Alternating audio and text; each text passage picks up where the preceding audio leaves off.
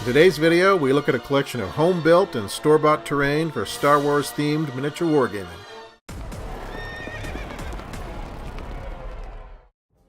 Well, hey everybody, this is Lee from SkirmishWargames.com, and welcome to the lawless desert outpost known as Womp Rat.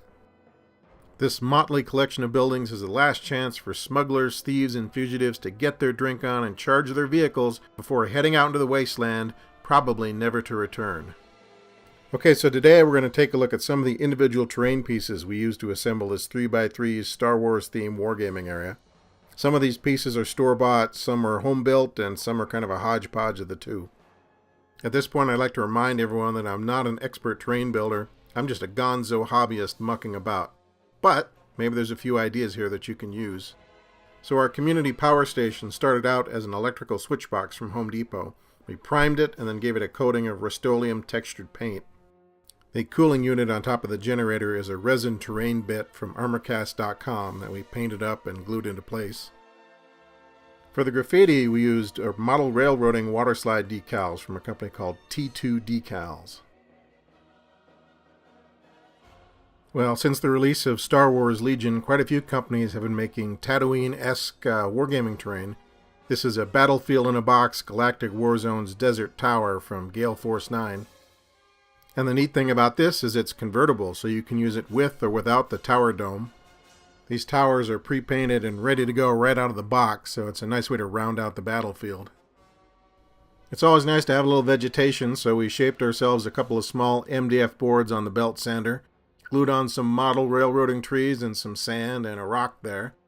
Then for dramatic effect, we added a plastic mammal skull from a company called Safari Limited that makes a lot of plastic educational toys.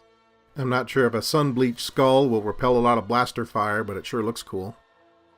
So the Womp Rat Cantina was built out of a bunch of cardboard bits and pieces that we just accumulated over time. There was no plan, we just sort of went for it. For our alien signage, we just used more of those graffiti waterslide decals, and I think the wood trim is actually repurposed Starbucks coffee stirrers. To create our textured building surface, we wrapped a cardboard box in some drywall tape and then haphazardly slapped on some spackle. To give our cantina a Star Wars flavor, we sawed a styrofoam ball in half and then glued it to a piece of cardboard for the roof. Then we used some foam and cardboard scraps to create our exterior signage and the front entrance, and gave everything a nice coat of primer and paint. Add a little weathering, some graffiti, and some scratch-built access ladders, and suddenly you have the worst dive bar in the sector. We actually posted a full video on how we made these industrial towers, but I thought I'd touch on them again just briefly. So we started with these used garden hose connectors that I got at the thrift store for 50 cents a piece, and here I'm going to glue a practice golf ball to the top of one of them, because why not? After priming the connectors, we hit them each with a metallic base coat. Now we're going to try the salting technique for the first time. So we give the connectors a spritz of water, sprinkle them with a coat of ground rock salt. Then we spray our salted terrain pieces with a coat of tan to represent the paint job they'd have when they were brand new. Then theoretically, when you gently remove the salt, it should allow the rust color underneath to show through the top coat. But in this case, because we used a spray enamel, it took a little more effort to get the salt out of there. Then just finish off the look with your favorite weathering techniques. And there you go, industrial sci-fi towers for any occasion. So here's a very utilitarian piece you can use for a lot of different wargaming scenarios. This is the Afghan single-story dwelling from Airfix.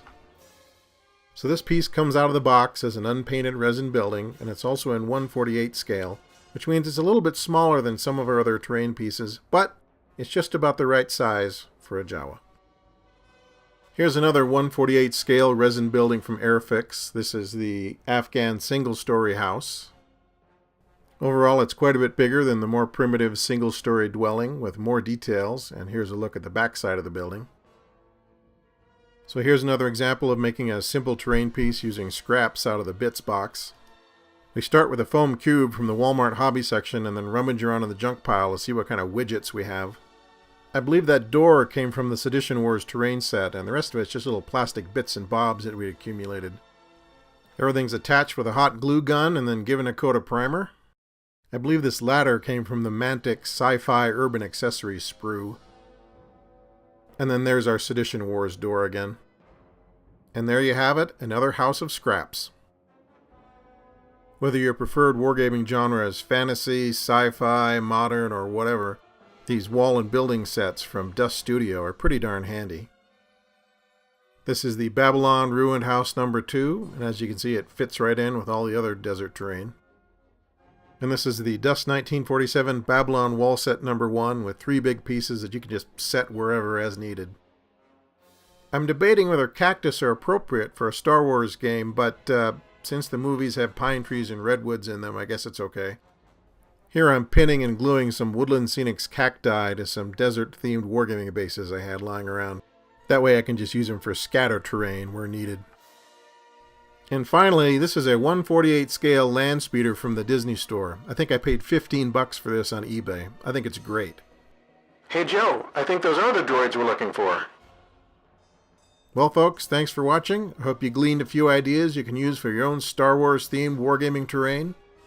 If you enjoy our content, please subscribe to our YouTube channel. Please give us a big thumbs up and or visit us online at skirmishwargames.com.